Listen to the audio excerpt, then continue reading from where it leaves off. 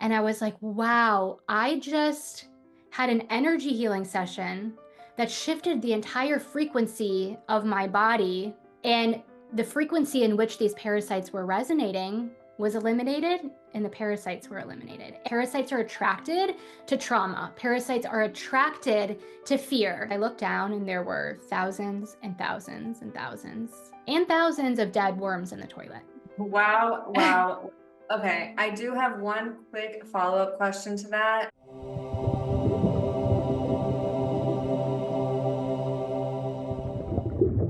Christy Nault, you are referred to as the Angelic Disruptor. What does that mean exactly? Hi, Jessica. Thank you so much for having me.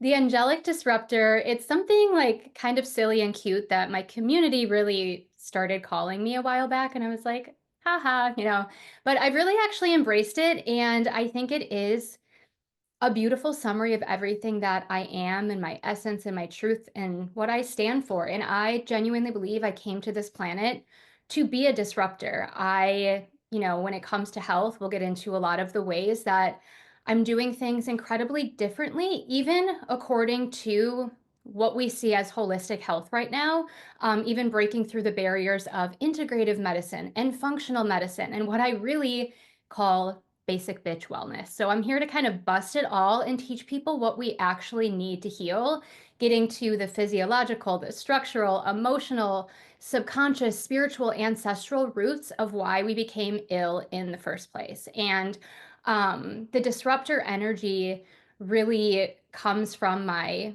soul mission. I'm happy to share my story in a little bit, but had a lot of trauma with the medical system from a really young age with my family. My brother was severely vaccine injured at a young age. And that's a whole story that we can dive into. And he ended up passing away. And I believe that my brother and I put together our life paths before we came to this planet. And he gave up his life for me to learn all the lessons I needed to learn through that grief and come here and share it with the world. And it's hard to be make a big impact when you're trying to please everyone. So yes, my content, my energy, my work in general is quite disruptive to our mainstream systems, but I do it in a really loving way. I'm not here to be a jerk. And I feel like a lot of people can genuinely feel like the truth and the love of through it's like all shared. So that's how that came to be. That's a funny question. I love it. I definitely want to dive into your story, and we will. We're also going to get into microdosing, which is a big part of your world and your work. We'll get into parasites, all kinds of other things. But before we go there, talk to me about the difference between root cause healing versus holistic health. Okay, yes, this is so important. So, I've been working in the women's holistic healing space for going on 16 years at this point, and the type of women that I attract at this point in my career are not um you're women who've done nothing. They're the people who've been on a healing journey for probably a decade. They've seen all the naturopaths, they've seen all the functional doctors, they've done all of the things, and they're still really struggling, right? And it's like you go to a functional doctor and you think you're doing so much better. You think you've broken free from the shackles of the Western medicine system. But in my opinion, functional medicine is an exact replica of our Western medicine system, just replacing labs with more expensive labs and replacing pharmaceuticals with supplements. And that's not healing. Root cause healing is getting to the actual roots of why we became ill in the first place. A lot of people will go to their functional doctor, get a lot of labs run, and then they're told you have mold toxicity, you have parasites, you have candida, you have Epstein-Barr. Let's go right into a killing protocol, right? And the killing and the detox is definitely part of a much larger puzzle. It's not a starting place. I always tell my students, like, you can kill the candida all you want. Go on all the candida cleanse protocols, but you're still here because you're not doing well. If you don't address the reasons as to why your body became so hospitable to these candida overgrowths in the first place, it's just going to grow back with a vengeance after all of your cleansing efforts. So root cause healing is asking a lot of why questions. It's not just what can I take to balance my hormones? What's the best detox protocol? What's the best supplement for X, Y, or Z? It's shifting the actual narrative and the questions to, why did I become so ill and imbalanced and sick in the first place? And until we start to reframe our thinking and change the way we're operating, we're not going to get better. I feel like the holistic space has just become this place where you take a bunch of supplements. And like I always say, supplements are great. I utilize them. I have a supplement company myself, but supplements are amazing when used as the name applies, which is supplemental to a lifestyle-based approach first. So in root cause healing, or at least in my framework that I've really coined, there's an incredibly important order of operations to be followed. We don't just diet. Parasite cleansing is a huge part of my work. That's how most people find me. I'm one of the only people out there really talking about the multidimensionality of parasites. And that's great. Like, people get excited, they get intrigued, they know they have to work on that. And then we have to rewind first, right? We have to start with building a strong foundation first. So my root cause healing order of operations framework, we start with building a strong foundation, which is first and foremost nourishing our body, optimizing our circadian biology, stabilizing blood sugar, reversing insulin resistance, remineralizing the body. For me, microdosing is a strong foundation because that's how we really start to get in and start to rewire the subconscious patterns that are manifesting as physical symptoms in the first place. And there's other things too. I place a really strong focus on the pelvic floor because the pelvic floor is actually the root of the nervous system, and nervous system healing is a huge part of my work. So we go in and we build this really well-resourced body and nervous system because the body doesn't run on thin air. We can't detox from a depleted or stressed state. So we have to build that strong foundation first. And then we go in and we must open the drainage pathways, both physically and emotionally, because I think a lot of people, they want to dive right into the detox. And without first building the foundation and opening the elimination channels, you're going to become more sick and toxic if you go right into detox. So for me, that order of operations is so key. And again, I feel like I tend to repeat myself so many times when I'm trying to share this, and I do this for a reason. But again, it's not just the physical aspects as well. We really have to get to those physical, emotional, and spiritual roots of why we became sick in the first place. So that's kind of how the root cause healing differs from what most people understand to be functional medicine at this point in time. We're looking at the physical, the emotional, and the spiritual when we're looking at healing the root cause. I love all of that. You're talking about the order of operations. So which one do you look at first? And also on that note, I do want to get into the nervous system because you talk about the important part of regulating your nervous system and how that's a prerequisite for deep and lasting healing. Mm-hmm. Yeah, the nervous system is the foundation of literally everything. It's at least half of the healing puzzle. So I'm a root cause health practitioner. I'm also a breathwork facilitator. And like I mentioned, I am the founder, formulator, and CEO of a microdosing mushroom supplement company called MicroFlow. So when people hear that I'm a breathwork facilitator, they're like, oh, that's probably your main form of nervous system regulation. And that's not true. So I like to say we can't meditate and breath work and EFT tap our way to a healthier nervous system. Those are all incredible tools. I use them every day. I teach them.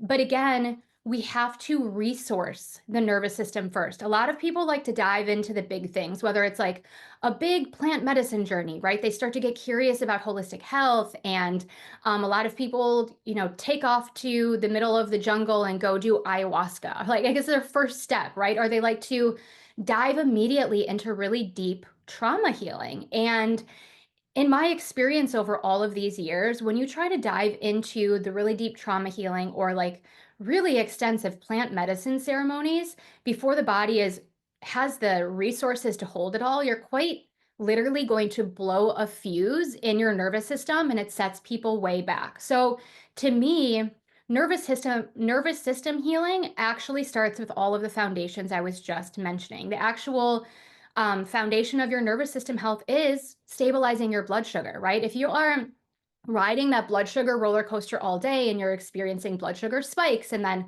blood sugar crashes, and then your body is flooding with stress hormones. There's no way you can be in a regulated nervous system state when the blood sugar is just all over the place all day. So a lot of the women I work with have a history of being severely undernourished. That's a huge part of my story as well. I suffered honestly from like a lifelong eating disorder. I grew up, as a really perfectionist kid.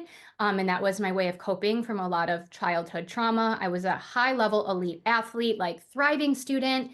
And with that, and trying to be so perfect and just thinking my worth came from being like as perfect as possible, a lot of that was beauty, unrealistic beauty standards. And I assume we're like maybe probably similar ish to the same age, but we grew up in an era where we were told that like food is all about restriction, not nourishment. So, fat-free era, low calorie era, just like eating chemicals instead of actual nourishment. So my body was so deeply undernourished for decades, and those are the type of women I'm typically dealing with as well. So we can't really just expect a breathwork practice or a meditation practice to quote unquote regulate our nervous system.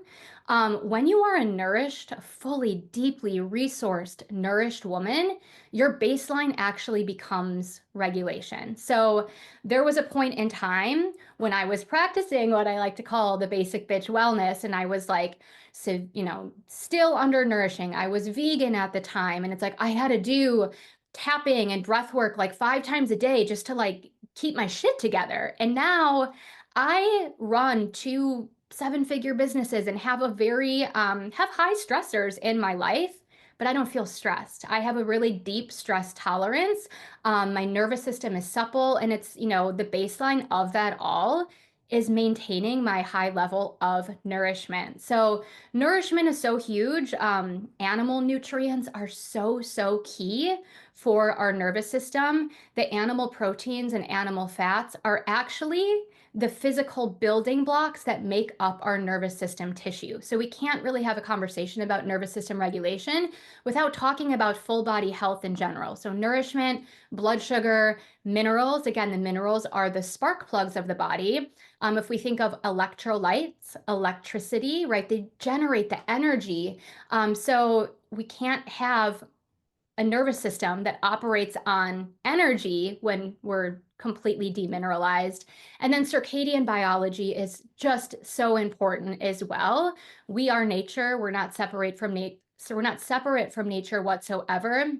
And just to think of this in a really easy way, our body needs to know what time it is in order to do the jobs it was designed to do. And the only way that our body knows what time is through our light exposure. So we can't expect to be inside all day and like be on our devices all day and never see the sunlight and never, be outside in our actual natural environment and be regulated. So a lot of the nervous system healing comes back to the foundations, a lot of optimal sunlight exposures for, coming back to the whole topic of circadian biology and blocking like the dirty blue light at night. That's nervous system healing as well. And we can go so deep into the circadian rhythm, but I think I just wanted to give your listeners an understanding of how I see the nervous system operate. We first have to anchor in the foundations, those somatic practices like the breath work and the meditation and the tapping and all of that. That's wonderful. That's great. The microdosing is a huge part of creating a deeper threshold within our nervous system as well. And I love working with the micro doses. Number one, because I'm working primarily with like professional women and mothers and people who aren't trying to like get high during the day. So microdosing really is working with those sub-perceptual amounts of mushrooms that allows us to drive our cars, drive our children, work, and show up and be the person we need to be for ourselves and for those around us each and every day without making us altered, but just bringing us even more into presence and a heart-centered level of clarity. So the microdoses create micro shifts in a way that we can integrate it in real time, again, without going into, I've have nothing against like bigger plant medicines journeys. I'm a huge fan of those as well. It's just there's a time and place for it, right? So the microdoses allow us to create real-time change, rewire our entire subconscious, support the resourcing of our nervous system without blowing that fuse. Um, so hopefully that answers your question. There's a lot there. There is, and I do want to talk about the benefits of mushrooms because there are other options. So for someone listening, why don't they just pick up some weed and smoke some marijuana or smoke a joint? What is it about mushrooms that is so special? I know you also talk about them as not only being healing, but giving you the ability to manifest. So I'd love to unpack more about the mushrooms. Yeah. So in my opinion, I think, nature is medicine. I think that we have used, and your intention is everything as well. So like, I'm not just telling people to pop a capsule of my microflow microdosing supplements and expect it to fix you. That's just not how it works. Mushrooms are not just a physical medicine, they are a consciousness. They're actually the oldest living biological beings on this planet, being hundreds of millions of years old. So they hold the codes and the wisdom of Mother Gaia, of the cosmos, right? They are pure coded life force intelligence. They have survived so many extinctions on this planet that other beings have not survived. So they have this great level of resilience as well. And when we work with the mushrooms, we take on the personality of resilience, the personality of a plant is what I call it, the energetic traits, right? And so it requires us to be in relationship with the mushrooms and work with them intentionally. And, you know, getting back to your question about marijuana, I feel like a lot of people use marijuana to kind of numb out. Like, oh, I had a stressful day. Let me just kick back, smoke a joint, and let it like melt away my stress. I feel like it is much more of a numbing agent for a lot of people. And maybe there are people out there using it intentionally. That really hasn't, it's not a medicine that's ever worked for me. I tried it in like, um, high school and college a little bit and like just did not agree with my body. But I think a huge part of that too is the way that marijuana is grown. It actually takes on the pollutants of the environment. So a lot of it is grown with really heavy pesticides. And then if you're not sourcing it from a great place, it's actually just, in my opinion, more poison than medicinal.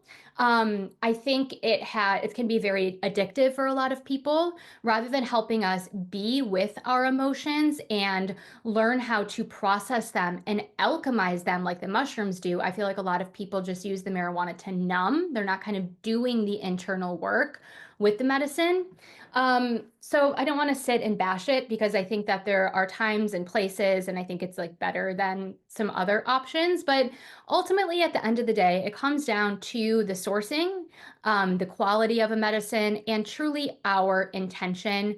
And there's nothing on this entire planet as powerful for helping us to completely rewire our entire subconscious blueprint than psilocybin or AKA magic mushrooms. So psilocybin, it works as an illuminator. A lot of people use microdosing mushrooms to help. A lot of people understand at least the benefits of optimizing mood and mental health, which is a very true benefit of microdosing mushrooms.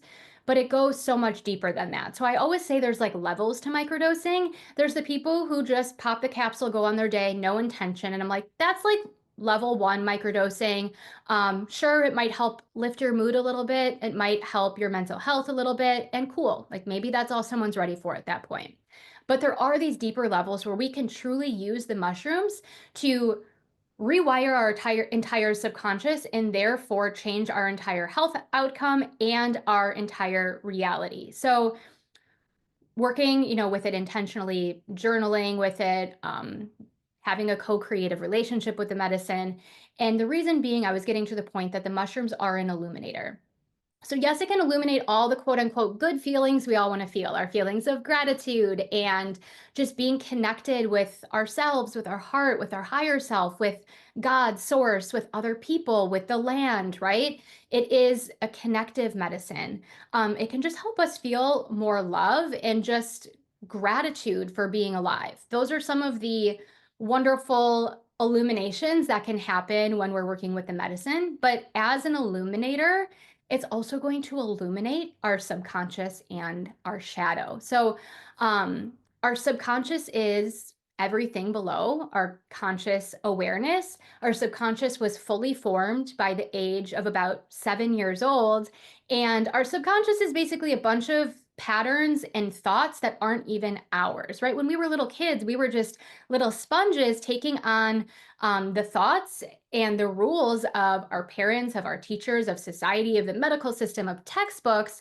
And then we go throughout our life basically in these adult meat suits with these 7-year-old subconscious brains and bodies and just projecting a reality of what we saw growing up.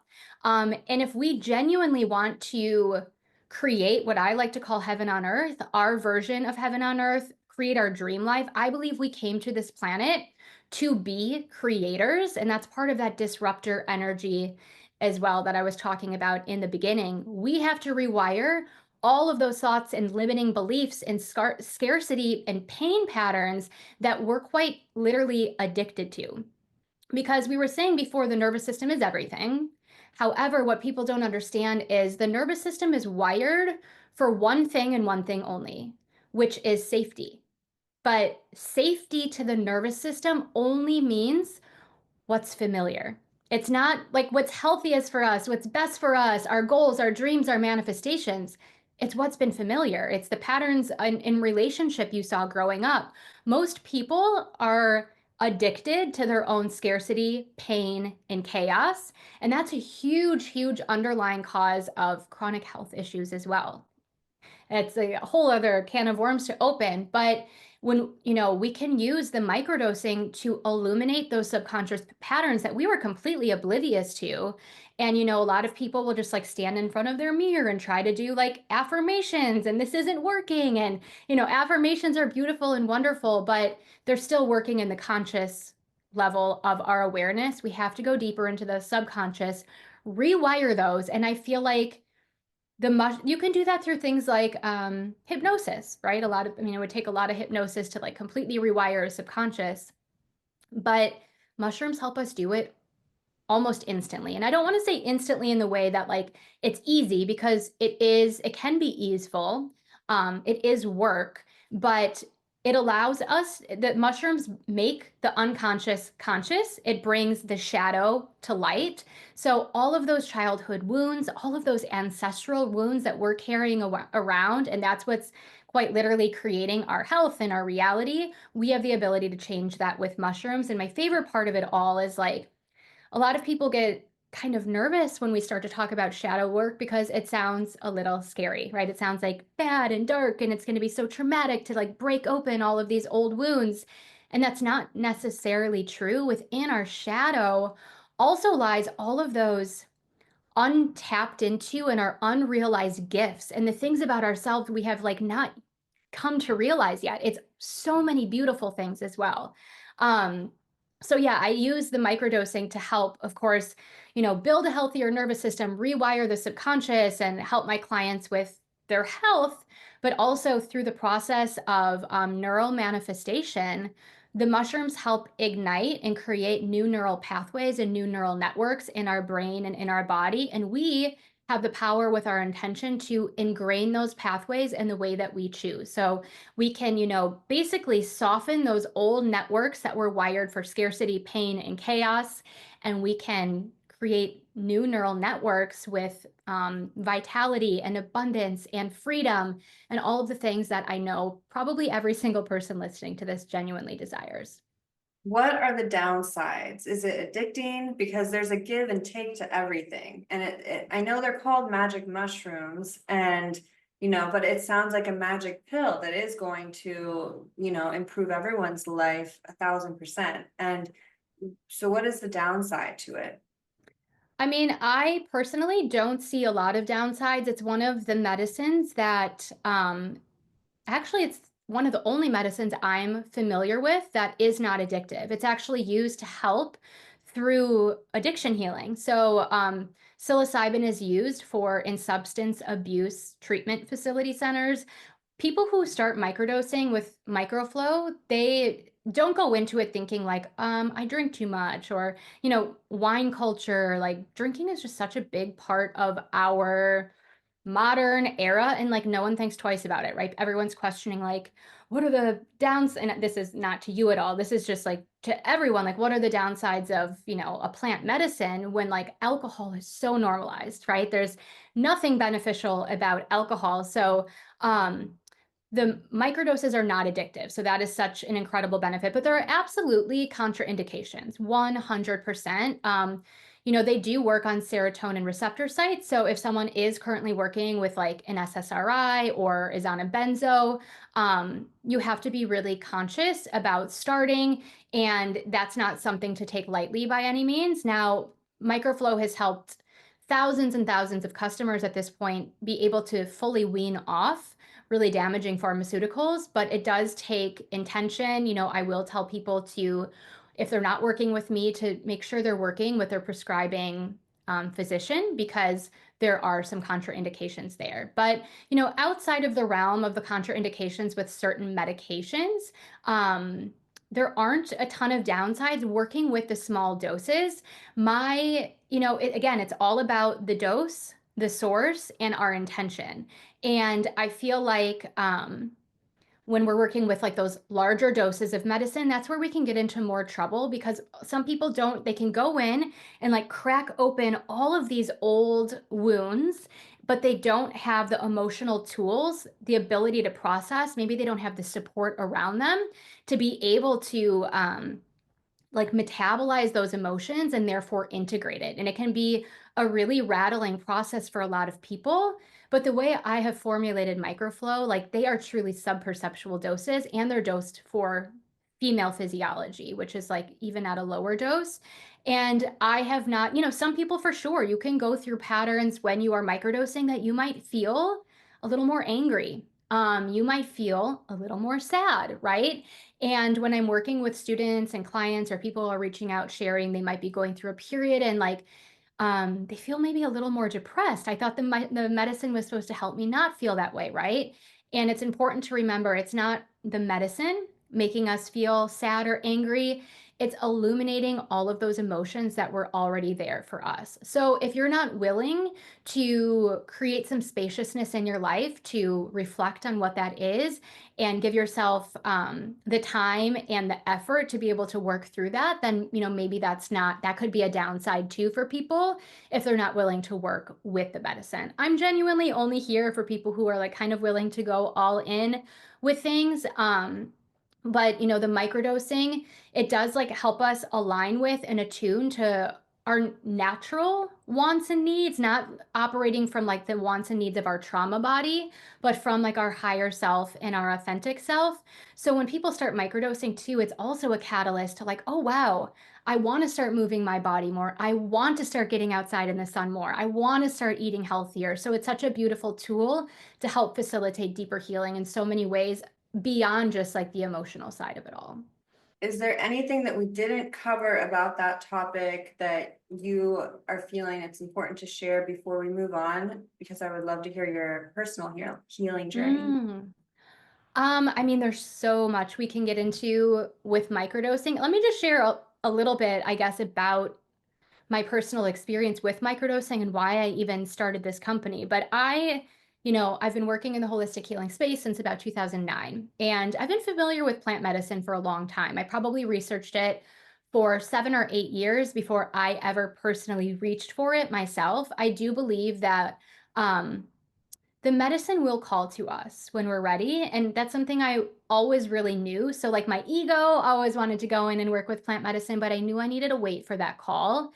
And when I finally got the call and that ping to start working with microdosing, it changed my whole reality in a matter of 3 months. And I'm not saying this to provide unrealistic expectations or that everyone else is going to change their entire life in 3 months, because we're here on our own timeline. And that is, up to our soul's mission as well. We came here to learn lessons at different paces. So, like, your journey is not going to be like my journey, but a lot of people, like lots and lots of customers and students and clients of mine, have had very similar experiences where when I first started microdosing, I, for the first time in my life, was able to experience bliss, where I, again, was so addicted to like pain and like trauma prior to that, that it was a whole new sensation of like, wow, this is what it means to be a human. I could hold a level of bliss in my life and just soften that suffocating perfectionism that quite literally controlled my entire existence from the time I was a really, really little girl. And I was able to heal a lifelong eating disorder in a matter of less than 3 months. That wasn't even actually my intention going into microdosing. It was kind of a non-thought whatsoever, but it allowed me to start nourishing myself at the level that my body genuinely needed to heal. I've always been a creative, someone with really big dreams and lots of creative energy, but I had so much fear preventing me from taking aligned action on those big dreams and goals. Where I remember, like, oh gosh, I don't even know what year. Many years ago, I remember hopping on Instagram one year on like New Year's Day, and I was like, this is the year I am starting a YouTube channel, and I can't wait for you all to like watch me. And I got all the equipment and bought all the lighting and like all the high tech, and just I had so much wisdom to share. And I would get in front of that camera and just literally pick myself apart and, you're not pretty enough, you're not smart enough, no one wants to listen to you. Yeah, and I would just be in these like the fear would create a barrier. I couldn't move forward. So when I started microdosing, it really allowed me to step into my era of abundance, because I no longer had that barrier of fear preventing me from shining my light, really, is like the main purpose. So I went from, when I started microdosing, I was 6 figures in credit card debt at the time. Like, I was in kind of a hole in my life, and I created a 7 figure business in a year. I was able to quit like the job that I have. I got into the work of holistic health. I was a personal trainer for 13 years. I was a health coach during all that time as well, but not operating at the level I'm operating at now. I was able to fully retire from personal training, which like I had totally grown out of at that time, and just start to actually attract soul aligned clients and put out courses and just things that really lit me up and really, really helped other people. Um, it just like opened up this whole new level of freedom and abundance that I always wished for, but like didn't know it was possible on this level. So changed my health, but like really changed the reality that I'm living in today. And that is truly the case with a lot of people that start working with microflow as well. So for anyone who does have that like entrepreneurial spirit as well, I was like, if you're an entrepreneur and you're not microdosing, what are you doing? Because it is just, I don't even like using the word magic, because again, we do have to work with the medicine, but it's the best tool I've ever found. I know there's more in there. I mean, there's nuances as far as like when to take it, how much to take, like, all the details and things, but I really want to be able to talk about your healing journey because I know it's a great story and you struggled with endometriosis and Hmm. Lyme disease. And so could you just talk about what that looked like for you and how long ago was that? So I have basically been free of like endo and Lyme for about a decade now. But really, everything started for me. It's hard for me to tell my story of becoming ill without rewinding it all the way to childhood. And I feel like that's important for people to hear, because, the things that present for us in our 30s from a disease state are things that really started in childhood, in our teens, and in our 20s, when people don't just randomly get cancer at 70 years old. Those are things that have been stewing in the body in their 30s and 40s and 50s. And that's why I feel like it's so important to really rewind and share my story from the very beginning. I, of course, got into the work I'm doing because I was really ill and needed to heal myself. And that's the story for most people. I'm sure that's your story and everyone else that I talk to as well. I wasn't physically sick as a child. I know a lot of other people will share that, like, their childhood, they were taking antibiotics nonstop. And, that obviously set their gut up for a lot of distress later in life. that really wasn't my story. My childhood was just like deep survival energy, so much deep nervous system dysregulation and trauma. And that's the core of all my wounding that really manifested into chronic illness later in life. So I was one of three children, and I was the middle child. Like I was mentioning earlier, my brother, 4 years older than me, he was the first child. And my parents will describe him as the absolute perfect first child ever. He was so brilliant and charismatic and athletic and funny and just amazing. And he was great for until he was about 7 years old, or at 7 years old. He went in for just basic well check that you go into, and he was severely vaccine injured. So that night he began seizing and developed the worst case of epilepsy doctors had ever witnessed. He was having 350 grand mal seizures a day. He went through over 13 brain surgeries before he was even in middle school, had over half of his brain removed. They were trying to like remove the quote unquote origin of the epilepsy. When my family, we knew it was a vaccine injury, but we weren't allowed to say that. There was a lot of medical gaslighting at the time. And this story I could go on for hours, but he was medically kidnapped from my family for a period of time. Doctors didn't even know what to do with him anymore, so they put him in a mental institution. When we were able to visit him, he was like a 13-year-old. Actually, I don't even think he was 13 yet. He was like 11 or 12, shackled to a bed, ankles, wrists in a dark cement room, simply because doctors did not know what to do with him anymore. And now we know, they had him on all of these concoctions of medications, one of them that now has a black box warning for young teenage boys that creates a lot of like violence, that he was having behavioral outbursts, and that was not him, right? He was this pure angelic soul. So for me as a kid, I needed to cope by not putting any more stressors on my parents. I just wanted to be perfect. They had enough on their plate. It was really tumultuous, and I adapted. My survival response, like I've already mentioned, was just suffocating, debilitating perfectionism from thriving in school, sports, and eating disorder by the time I was in middle school. So very severely undernourished for many years, but was still a thriving athlete. Like I was still operating at a very high level.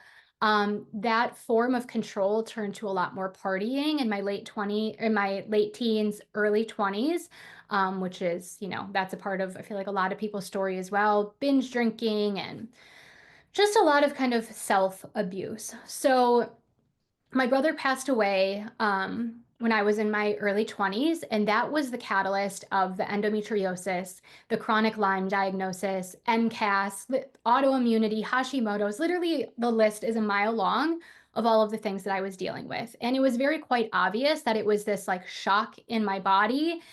It was a trauma trigger that turned on a lot of these physical manifestations of health symptoms. So it's something I was able to recognize at that time. I was already like on the holistic path. Of course, doctors they weren't trained. I don't even want to sit here and bash doctors. Like that's literally not their reality, right? They're there to just like treat with medicine, and that was that. So I knew, like I felt the mission deep within, and I knew that it was my time to take this really seriously. I was suffering.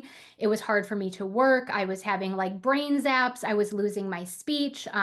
Mold toxicity was a part of the story as well. I was living in mold, working in mold, but I see mold a little bit differently now than I did back then.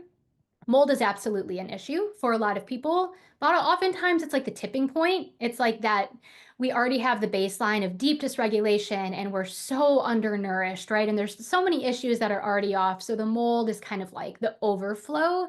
That was definitely the case for me. I like to spread awareness about mold, but definitely not fear, because there's so many other aspects to how we became ill in the first place. And so for me, I just set off on a path, and it started off, I got really into herbalism and Ayurveda in the very beginning of my healing journey, and that was great. I was vegan for many years. It was maybe good for a little bit until it wasn't, and really left me even more deeply malnourished, and, teeth were cracking, and like so many things were happening with that. So, I mean, it took me a while to get to the point of really teaching my full root cause healing methodology that I teach now. Throughout the time that I was getting trained in so many different modalities and certifications with holistic health, I was also doing a lot of energy healing training at the time. So I was attuned to Reiki and many other practices. But I felt like I was still kind of operating in a very fragmented way. I feel like I would like teach the physical health, and then the energy health was over here, and it wasn't integrated. I found parasite cleansing, and that was one of the biggest things that like changed everything for me. So after my very first parasite cleanse, I fully like healed my endometriosis, still had other issues. And I still wasn't operating in the order of operations I teach today. So one issue back then when I was first beginning parasite cleansing is like, yes, it helped a little bit. I mean, it helps a lot with the endo, but I couldn't get rid of the parasite infections. They just kept coming back and back and back for years. So I wasn't quite doing it correctly, but that's when I started getting interested in parasite cleansing. And I had this really insane, wild experience that truly changed the trajectory of how I teach everything today. So I was like going through a dark night of the soul. And again, this was maybe a decade ago. And I wanted to lean on one of my really trusted energy healers. I just needed a little support, called her up, and she's like, of course, come in. So I went in for a beautiful energy healing session. It was probably 90 minutes.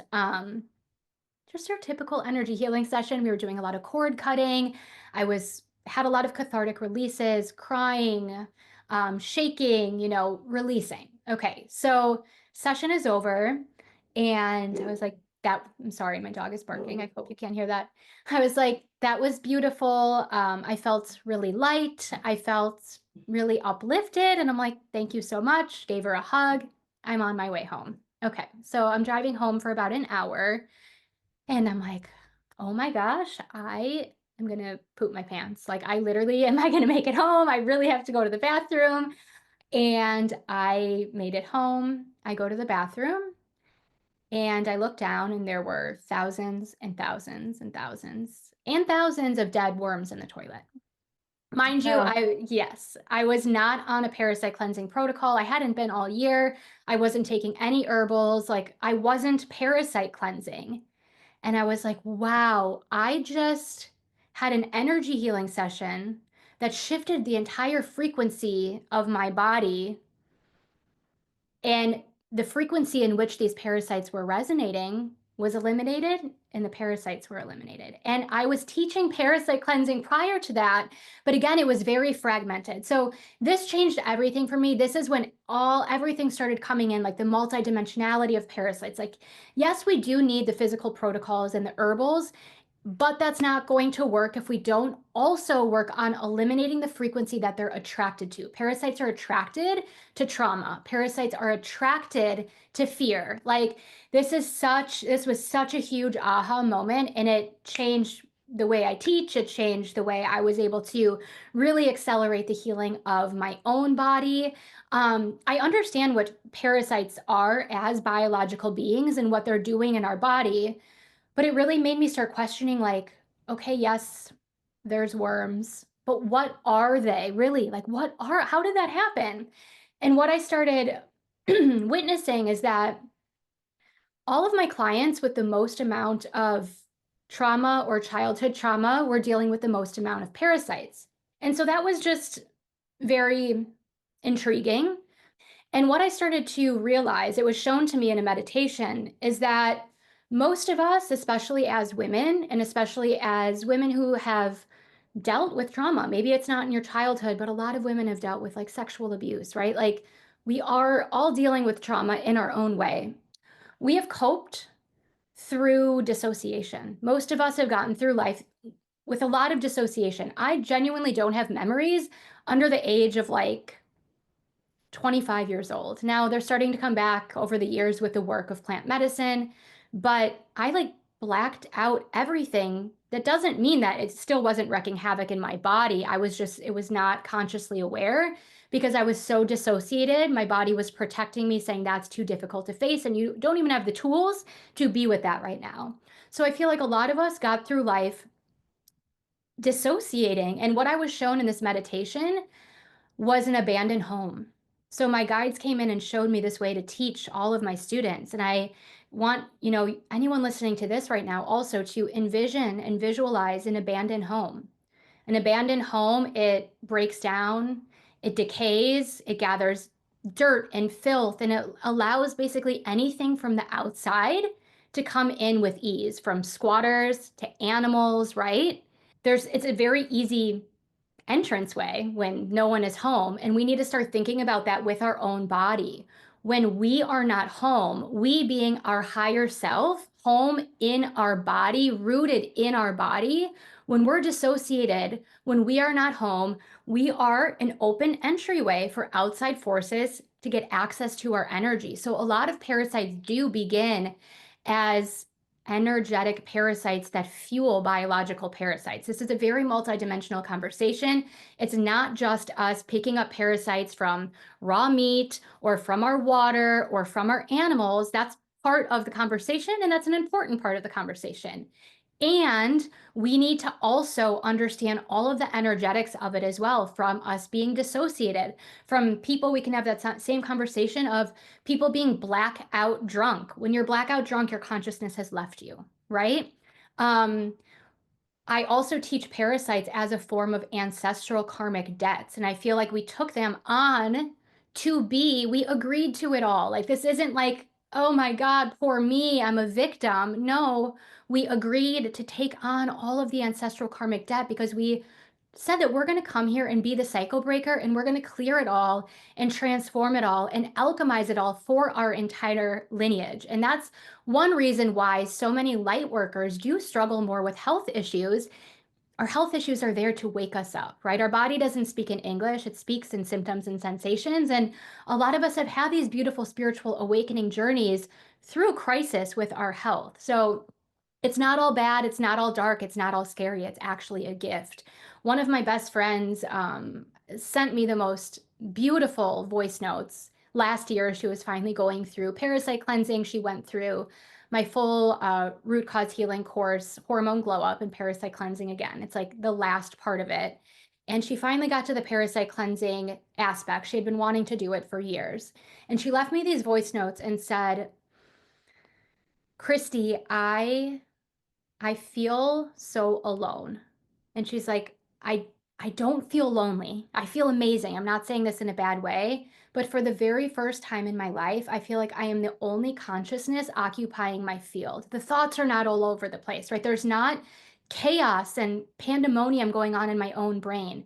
Everything is quiet. I'm finally alone. It's only me within my own energy. And that is genuinely what happens when we learn how to parasite cleanse at a multidimensional level, which is very deep. And I could literally talk about it for like 24 hours straight. It's such a huge conversation. But to answer your question, and wherever we were before, it's like parasite cleansing really was the thing for me that brought me to my next level, physically, emotionally, spiritually, helped me start understanding the web of ancestral karma and wounding and our ancestral gifts as well, and really gave me the blueprint to bring it all together, still understanding that there is an order of operations to be followed with parasite cleansing. Parasites are not a starting place ever. And again, if we don't address all the reasons why our body became so hospitable to these parasite overgrowths in the first place, they will just keep coming back. That was definitely the case for me for many years until I started learning to do it the right way. Wow, wow. Okay, I do have one quick follow-up question to that, and then we can go on to the closing questions for the sake of time. But would you say then, because you said you did multiple parasite cleanses before you did the energetic healing, so would you say it was unnecessary to do those parasite cleanses before the energetic healing? It's such a good question, and people will ask that. And quite honestly, I'm going to say I don't know because I don't know, right? Like, that was the way that it worked for me. But I have been doing this work for the parasite work has been going on for well over a decade. I've worked with well over 10,000 women within the last 10 years, probably close to 20,000 women altogether. So I have a lot of experience with guiding this process. And I there's two different types of people that are attracted to me and my work. I'm typically taking on your people who are very in the 3D, very in the physical. So like your personal trainers, physical therapists, a lot of even nurses and doctors join my programs because they see what is not working. Or like people who are just into like metabolic health, right? Like that stuff's so important, but they know there's so much more. So there's those people. And then I work with a lot of very multidimensional women who are probably, astrologers, channelers, healers in all of the ways, and they understand the energetics of it all, but their body is lacking. They've probably been following a lot of health trends. They maybe think that they're health conscious, but they're really lacking a lot of the health foundations. And neither of those groups, parasite cleansing alone, because people have done parasite cleansing prior to finding me, and it didn't work when they were doing it just in like the 3D way of like just taking all the cleansing, the protocols, the herbs, the whatever, and then the more multidimensional healer type women. It didn't work when they were just doing the Reiki and listening to the frequency healing. And like, I do believe we are multidimensional beings, and we need a multidimensional healing approach. Especially with parasites. So, I don't want to claim to have all the answers. I'm constantly always still learning, but I do believe that I think we do need it all. I think we need the physical cleansing with the energetic aspect. Before I ask you the two closing questions, is there anything else that you would like to share with the listeners? Maybe where they can go to find more about your work and your program and your offerings? Yeah, thank you for asking. So most of my work is on Instagram. That's definitely where I'm the most active. On Instagram, I'm at It's Christy Nault, Christy. And I also have a second Instagram for MicroFlow that is at microflow.healing. And then I also have a website for both accounts, both of my businesses, christynault.com. And that's where you can find out about my programs. Hormone Glow Up is, my signature root cause healing program. That is where you get it all, the physical, the emotional, the subconscious, the energetic. That's where we go in the correct order of operations, really anchoring in foundations, rewiring the subconscious, healing the nervous system, opening the drainage pathways, going into the multidimensional parasite cleansing, optimizing hormone health and womb healing and pelvic floor health, literally all of the things that I teach. It's in this like epic program. I genuinely believe it's the most advanced women's healing program like out there. I really, really believe that. And it's helped so many people reverse so many different forms of chronic illness, from MS to cancers to endometriosis, hormone issues, gut issues. Like, I really believe when we address our issues at the root, you can heal anything. Um, and then if you want to learn more about just microdosing in general and my blends, MicroFlow, it is microflowhealing.com. And I have like free masterclasses on both sites that people can check out too. I have a microdosing masterclass, parasite masterclass. So lots of different ways to learn about that on Instagram and my websites. What is your number one health tip? So that could be diet and nutrition, emotional, spiritual, physical, the one piece of advice you would like everyone to know. Oh my gosh. One piece of advice. Okay, let me think about this for a second. This is a toughie. Take your time. Honestly, I think it is starting to understand your circadian rhythm and optimizing your circadian biology. If your body doesn't know what time it is, it's always going to be confused. We are self-healing machines, but we have to provide the environment for our body to enter its state of self-healing. And our circadian rhythm is really going to be at the foundation of it all. And I feel like people need to understand, I feel like wellness is put out there that it's so expensive. And like it can be, right? It can be if you're pursuing a lot of high-end supplements and getting support. I think it's the best investment you can ever invest in is your own health. It lasts a lifetime. However, so many aspects of healing that are the very, very most important are 100% free. So when it comes to optimizing your circadian rhythm, wake up. Do not be on your phone the first hour of the day. That's just going to jack your nervous system from the second you wake up. And how you start your day is literally how your nervous system is going to operate for the rest of the day. We don't want to be spiking our cortisol, right? Like our cortisol should rise naturally in the morning, like the sun rises, and it should peak mid-morning. So if we're looking at our phone first thing, that's spiking cortisol right away. Instead, we leave our phone and we step outside. If it's with sunrise, beautiful, but we don't have to be perfect. Just get outside when you can. We want naked eyes, meaning no glasses, no contact lenses, no sunglasses. And we want the sun codes to literally permeate our eyeballs, because it is our eyes that are connected to our brain, and our brain that's giving the signaling to our body to tell our body what time it is, so it knows what genes to express, what enzymes to cue, right? What hormones to produce. The sun is our greatest medicine. So getting outside for sunlight. And it's not, I think a lot of people are starting to understand the importance of morning sun. It's also that morning sun that's going to help optimize our sleep, because when we get that morning light into our eyes, it tells our body to start producing melatonin in about 16 hours when it's time for bed. So if people are struggling with sleep, it really starts with their light exposures during the day.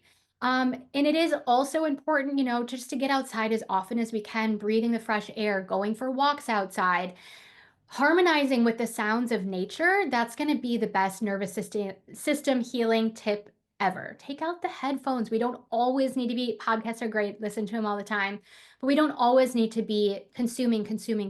We can be harmonizing with our environment. And I'm going to like get into the weeds here if I keep going, but we do also need to understand that vitamin D is a hormone, right? So when we're talking about, a lot of people are struggling with their sex hormones, their estrogen, their progesterone. Your sex hormones are a reflection of your foundational hormones, being cortisol, insulin, thyroid hormones, vitamin D. Like that's where we actually need to start with sex hormones. And people just think, I'm getting out for morning light now, it must be supporting my vitamin D. We don't get vitamin D from morning light. We only get vitamin D from UVB light. So downloading an app like My Circadian, it's a really great app, and it can tell you put your location, and for the different times of year, it will tell you what window you need to be outside. Right now in Chicago, we just started getting UVB light back between the hours of like 11 a.m. and 1 p.m. It's like this short little 2-hour window. And that's the only way our body can synthesize vitamin D, is through UVB light. So there's a plethora of benefits of UVA light, those red rays that we get in the morning and at sunset. UVA, always present when the sun is out, so helpful for a million things. But if you're really working on hormone health, and a baseline of that is going to be your vitamin D health, you need to make sure we're getting outside when vitamin D synthesis is actually available, and that is when UVB light is present. Sunscreen is going to block UVB, so that's a whole nuanced conversation there as well. But then to extend the topic of like how we can support in a low cost or free way, change the bulbs in your home to red bulbs. And after sunset, like don't have your big blue, bright, disruptive overhead lights on. Start to have those softer lights in your home after sunset, and that's going to mimic your natural rhythms. That's going to optimize your cellular well-being, your hormone health, your nervous system, and honestly, everything I just listed is like basically free. So I would say that would be my number one health tip. You snuck like 20 health tips into your I number one. know. I'm like, how do I choose one? I love it. I love it. This could have been a 5-hour conversation, and there are so many valuable insights that you gave, and I would love to go into the nuances of all of them. Hopefully in the future we can do another one and dive even deeper. But for your last question, it's a more personal question, and you get to choose a number 1 through 100. 16. How do you approach forgiveness? Ooh, I love this. I feel like this is something, 16 was my brother's hockey number. It's like a whole thing. So first of all, I wanted to say that, and I feel like he's taught me so much about forgiveness. So it just seems so beautiful. The mushrooms honestly truly helped me with this. I feel like, well, all of us, until we recognize the pattern, go through our life projecting. Microdosing really transformed my marriage, because I think before I was walking through life as a victim and blaming my problems on like everyone else around me. And I started to realize like my issues are me wanting other people to be a certain way. But if I want people to accept me for me, I need to accept everyone else purely for who they are. And I feel like that truly taught me, it opened up this whole portal of compassion and empathy for each and everyone's unique journey, and for forgiveness, understanding that most people aren't out there to genuinely hurt someone else. Most people are just operating from their pain body. And if we can love them and forgive them, that's going to help them find more love and compassion with themselves. I feel like there genuinely isn't growth if it's not from the heart. Um, and that's where I'm going to leave. And that's where I'm going to leave that. Beautiful. Yeah, everyone's doing the best they can with where they're at and with what they were given. Right. And we all deserve a second, a third chance, right? If people were judging me based on things I did in my party years, like, we're all a villain in someone's story. And I would hope that if there's people I hurt back then, they could forgive me and understand I was just living out of my pain, right? And like, now I've had this great transformation, and I think that we all deserve forgiveness and second chances, because I think we came here to like go through the depths of hell and dark to come out, to find our light and to find our gifts and our magic to share it with the world. So if we were all judged in that era, like, ugh, what would life be, right? Right, right. Oh, I can relate to your story so much on basically every level, and I No. am sure that the listeners can too. I mean, from the partying and the eating disorder and the perfectionism and all of that, it's just, yeah, it's rampant in today's Mhm. society. So thank you Yeah. so much for sharing your message and for everything you've created to help others. And thank you so much for being a guest on here. It was lovely to connect with you, and I really appreciate you sharing all of your knowledge. Thank you so, so much for having me and giving me this opportunity. It's nice to connect with you. I really appreciate it.